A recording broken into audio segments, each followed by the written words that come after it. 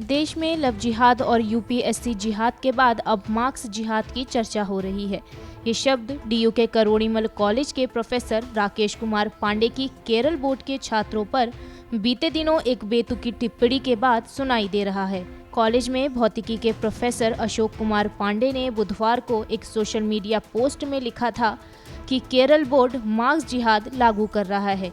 उन्होंने इस पोस्ट में लिखा था, एक कॉलेज के 20 सीटों वाले पाठ्यक्रम में 26 छात्रों को केवल इसलिए प्रवेश देना पड़ा क्योंकि उन सभी के पास केरल बोर्ड से 100% अंक थे। पिछले कुछ वर्षों से केरल बोर्ड मार्क्स जिहाद लागू कर रहा है। इतना ही नहीं, प्रोफेसर पांडे, जो कि राइट विंग संगठन राष्ट्रीय स्वयंसेवक संघ के समर्थित नेशनल डेमोक्रेटिक टीचर्स फ्रंट के पूर्व अध्यक्ष भी हैं, उन्होंने ये दावा किया कि 100% अंकों के साथ केरल बोर्ड के छात्रों का डीयू में आवेदन ये सब योजना के तहत किया गया है। उन्होंने कहा कि बड़ी संख्या में केरल के छात्रों का आना आम बात नहीं है। ये छात्र ना तो हिंदी और ना ही अंग्रेजी ठीक से बोल सकते हैं और इन छात्रों ने 11वीं में 100% अंक हासिल नहीं किए थे।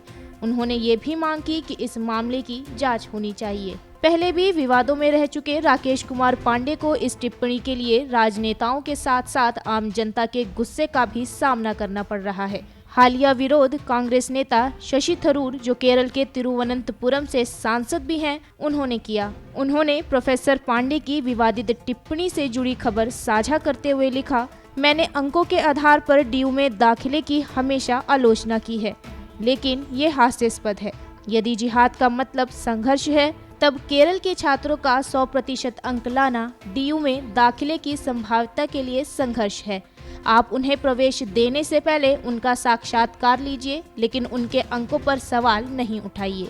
थरूर ने यह भी कहा कि केरल विरोधी पूर्वग्रह अब खत्म होना चाहिए।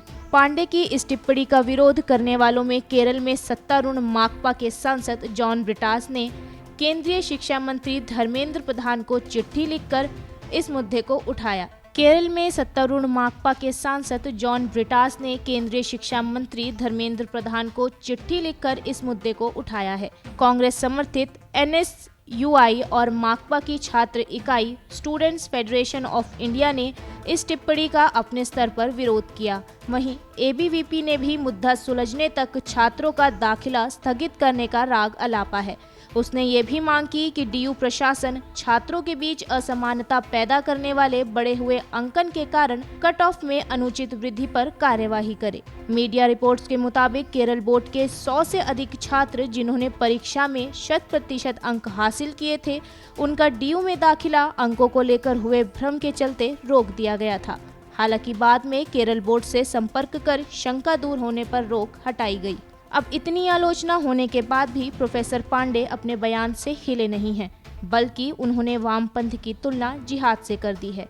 वामपंथी और जिहादियों को एक समान बताते हुए पांडे ने कहा, लव जिहाद से हमारा क्या मतलब है? इसका मतलब है जब आप धर्म के प्रचार के लिए प्यार का दुरुपयोग करते हैं। ये मार्क्स जिहाद वह है जब आप वामपंथी विचारधारा फैलाने के लिए अंकों का दुरुपयोग करते हैं। मेरे लिए वामपंथी और जिहादी एक जैसे ही हैं।